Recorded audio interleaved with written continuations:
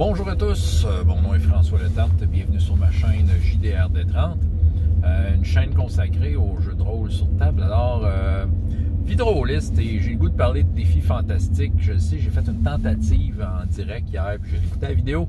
Je ne l'ai pas dit de la bonne façon, parce que j'ai pas fait le tour de tout ce que je voulais dire. Donc, je reprends cette vidéo. Donc, défi fantastique, à qui ça s'adresse?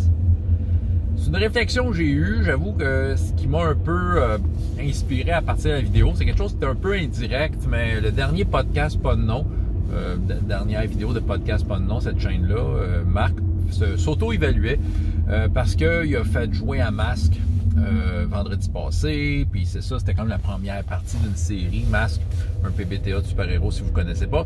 Puis mon fils d'ailleurs faisait partie de la game, c'est ça. Puis il s'auto-évaluait, il était un petit peu sévère avec lui, je trouve qu'il était un peu trop sévère avec lui. Il est bon Marc, tu sais. Mais c'est ça. Mais reste que, il a parlé de quelque chose. Il a parlé de un de ses désirs par rapport à un jeu qu'il aime autant que Masque, si on prend cet exemple-là, c'est la passation d'une passion, tu sais.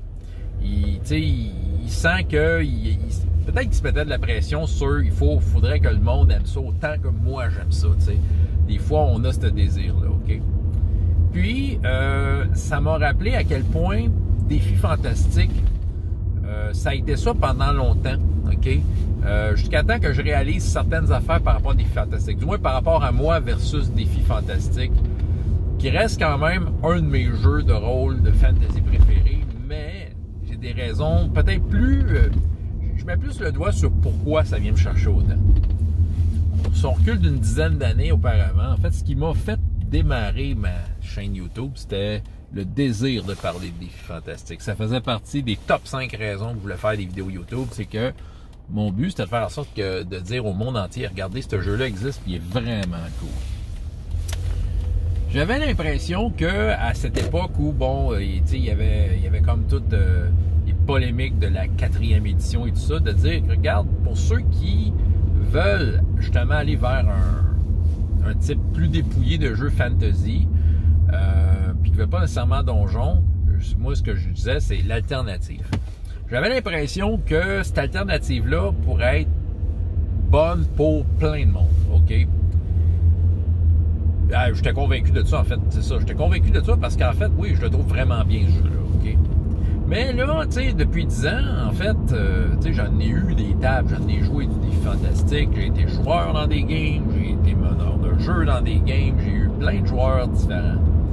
Pour m'apercevoir avec un certain recul que non, ça ne peut pas plaire à tout le monde, et j'ai pas réussi nécessairement à transmettre ma passion et ma flamme à tout le monde sans contredit. Tu sais, moi, souvent, j'embarquais dans des games très, très enthousiastes, puis après quelques expériences, quelques games, quelques petites campagnes, c'est de m'apercevoir que oui, tu sais, OK, le monde va avoir du fun, mais à savoir s'il tripait à fond sur des fantastiques, c'est pas beaucoup.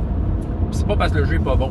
Moi, je pense juste que le jeu s'adresse à un public beaucoup plus précis que ce qui pourrait le prétendre, à mon avis. Ouais. C'est vrai que le jeu, il y a comme de quoi d'un peu bizarre. Des fois, tu roules haut, des fois, tu roules bas. L'univers de Titan a une ambiance très, très précise, très collée, évidemment, à l'univers des livres dont vous êtes le héros. Puis, tu sais, c'est vraiment ça. Ce qui fait que là, après tout ce temps, je m'aperçois que des fantastiques s'adressent, comme je disais, à un public précis. Et là, c'est ça qui arrive. C'est vraiment pas la grosse révélation du siècle, là. Sérieusement, vous allez me dire, c'était évident, François. Mais défis fantastiques s'adressent vraiment à des gens qui aiment déjà ça, les livres dont vous êtes les héros, qui sont des fans des livres dont vous êtes les héros. Tadam! Regardez à quel point c'est génial ce que je viens de dire là. Ouais, j'aurais pensé que cette passion-là aurait pu se passer un peu plus loin, et non. La plupart des autres gens pour qui la flamme n'a pas allumé, c'est déjà du monde qui ont ce profil-là. En ont lu des livres dont vous êtes les héros, mais c'était pas des fans nécessairement. Puis ils ont essayé plein d'autres jeux de rôle qui donnent des expériences de fantasy. Ils arrivent avec des fantastiques, puis ils embarquent comme pas dans le trip de comment ce jeu-là il est fait. T'sais, et de ce qui est présent, puis de l'esthétique, puis des fois de l'illogisme qu'il y a dans certaines affaires de ce jeu-là. Ils embarquent pas là-dedans. C'est ça, ils embarquent pas. Fait que, tu sais, force est de constater que c'est pas si universel que ça. Ben, il y a un autre type de clientèle, je vais vous dire, qui pognait bien à Défis Fantastiques, mais je pense que c'est pas tant à cause de Défis Fantastiques, vous allez comprendre, c'est quand j'introduisais des nouveaux joueurs au jeu de rôle tout court, et que c'était Défis Fantastiques qui étaient à la table. Je l'ai vu en tant que joueur avec des joueurs qui c'était la première fois, des adultes. Eux autres, ils ont adoré l'expérience de jeu de rôle, mais ils n'ont pas de point de comparaison. Fait que pour eux autres, Défis Fantastiques, c'est extraordinaire, mais tu sais, ça ne sera pas trop long que s'ils ne sont pas des fans de Livres dont vous êtes le héros, ils vont trouver leur bonheur ailleurs. Là, je reviens à ça, là. Pour les langues sales. Écoute, c'est un bon jeu. Il est bien fait. C'est juste qu'il est bien fait pour ceux qui triplent Livres dont vous êtes le héros. Ça s'adresse à ces gens-là. Ça s'adresse à ceux qui lisent des livres dont vous êtes le héros, puis qu'à un moment donné, bon, tu as un choix dans le livre. À un moment donné, tu te dis, ouais, mais il me semble que j'aurais pas fait ça. Mais voilà, c'est le jeu de rôle. Le jeu de rôle, là, tu peux faire ce que tu veux. Tu peux tout essayer. C'est ça, tu sais, il y a ça là, qui vient avec des fantastiques. Autrement dit, des fantastiques, ça s'adresse à ceux qui veulent vivre le fantasme de la liberté totale dans ces univers-là, dans cette ambiance-là, dans ce pas logique-là, tu sais. Dans Défis Fantastiques, là, tu peux avoir un endroit, un donjon dans lequel, en plein milieu, il y a un gars qui a un magasin qui te vend du stock, dans lequel il y a un dragon dans une petite pièce, dans lequel, tu sais, puis, tu sais, nommez-en des affaires, là, il y a vraiment plein de, tu sais, il y a plein de trucs qui sont comme, tu sais, c'est juste pas logique, mais ça fait partie comme du folklore des Livres dont vous êtes le héros. Fait que ça permet à ces gens-là qui trippent déjà Livres dont vous êtes le héros de vivre leur fantasme. Fait que moi, pour moi, la table idéale, ça serait finalement d'être avec des gens qui sont déjà intéressés par les Livres dont vous êtes le héros. Je pense que là, ça serait plus optimal. Ouais, parce que, tu sais, j'ai un peu abandonné l'idée de passer la passion. Après quelques tentatives, tu sais, comme genre essayer de montrer ce qui rend ce jeu-là vraiment chouette, ben ça, j'ai vu que ça marchait pas. Fait que, tu sais, j'ai comme un peu abandonné l'idée de passer ma passion, OK? La table que j'ai couramment, qui est sur l'Atlas présentement pour la Citadelle du Chaos, est une excellente table de jeu de rôle, en général. Mais on a joué des affaires dans des fantastiques qui auraient pu être jouées ailleurs, parce que c'était pas tant que ça dans l'esthétique des Livres dont vous êtes le héros. Pas que c'était pas bon, c'était des bonnes histoires, il y avait du monde qui avait des personnages, tout ça. Tu sais, la première partie de la campagne que j'ai faite avec eux autres, c'était de l'improvisation. Fait que c'est sûr, je roulais sur ce qu'ils faisaient. Mais au final, ça faisait pas tant une histoire qu'on verrait des Livres dont vous êtes le héros. C'est une histoire de fantasy. C'est sûr, c'est une mécanique de jeu. On peut... Je veux dire, on s'entend, là. C'est pas impossible que quelqu'un qui connaît pas du tout les Livres dont vous êtes le héros capote sur des fantastiques. Tu sais, OK, tu sais, ça veut pas dire que c'est exclu totalement, OK? Mais sauf qu'on aurait pu jouer ça avec n'importe quoi. Tu sais, tout le monde a pris ses aises. J'ai suivi un peu tout le monde là-dedans. Ça a créé comme un récit, une aventure. Là, j'ai décidé d'aller vers la Citadelle du Chaos, d'aller dans quoi qui est vraiment ancré dans ce que c'est un Livre dont vous êtes le héros. C'est là que je vois que, wow, tu sais, les personnages ne rentrent pas tout à fait dans le trou pareil, tu sais. C'est ça. Les personnages qui ont comme des personnages, tu sais, les joueurs qui ont développé des personnages avec plus de consistance en termes de personnalité, de qui ils sont, ça n'a pas tant sa place là. Je dis pas que ça sera pas utile, je dis pas qu'à un moment donné, on va le mettre en jeu. Mais je sais c'est quoi le moulin à viande qui les attend. C'est un moulin à viande de type Livre dont vous êtes le héros. Fait que, tu sais, c'est ça qui arrive. Il y a quelque chose qui... Tu sais, il y a quelque chose qui n'est pas tout à fait dans le style. J'ai quand même l'intention de la finir, cette campagne-là. Puis, tu sais, quitte à... Si ça reprend et qu'on aime ça en masse, qu'on continue, puis il n'y a aucun problème. En fait, c'est ça, je vais m'adapter. Mais, tu sais, je le vois, là, la table idéale, c'est vraiment une table qui tripe ses Livres dont vous êtes le héros, de comment c'est présenté. Caractéristiques des Livres dont vous êtes le héros. C'est écrit dans le titre de livre. Vous êtes le héros. C'est toi le héros. Le personnage qui est dans le livre, c'est un avatar de toi-même. C'est pas une personnalité que tu inventes là, avec un background puis tout, puis une personnalité. Non, non, non, non. C'est un avatar de toi-même.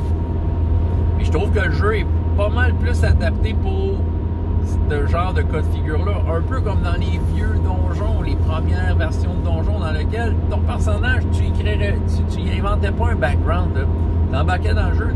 C'était quelque part un avatar de toi-même qui essayait de survivre dans des aventures et gagner des trésors. Les livres, c'est ça. Fait que des fantastiques, c'est pas autant universel que j'aurais pu penser le 10 ans. Maintenant, je le sais. Fait que deux types de clientèle, ceux qui sont vraiment intéressés par les livres dans un héros peuvent vraiment embarquer dans ce trip-là, ou des gens qui n'ont jamais fait de jeu de rôle, qu'eux autres, tu montrais n'importe quel jeu de rôle, si tu le maîtrises bien, ils vont être contents. Entre les deux, la flamme ne se passe pas. Pas tant que ça. Le monde ont de belles expériences. Ça, de là à dire qu'ils vont triper à fond sur des fantastiques, parce que c'est ça, ils comprennent pas le trip. C'est ça. Le trip, mais il y en a un. Moi, je le vois l'intérêt de jouer à ça, ces jeux-là. À jouer à ce jeu de rôle-là. Ça me révèle quelque chose d'autre à dire. Ouais, c'est ça. Puis, pour finir, c'est pour ça que, puis, OK, on s'entend, les gens chez Scriptarium qui font la version française, c'est une super équipe, là, ils travaillent fort, ils sont clairement des passionnés, là. C'est des maniaques, c'est des encyclopédies de livres d'Ozetléo. Mais j'ai une tendance à préférer la ligne anglaise.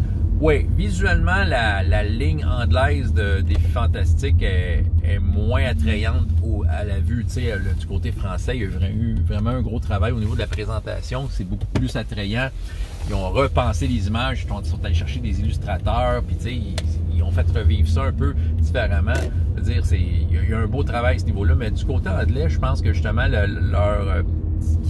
ce qui est sorti pour Défis Fantastiques, pour Advanced Fighting Fantasy, je trouve que ça colle plus avec ce que je vous ai décrit, ce genre de jeu-là.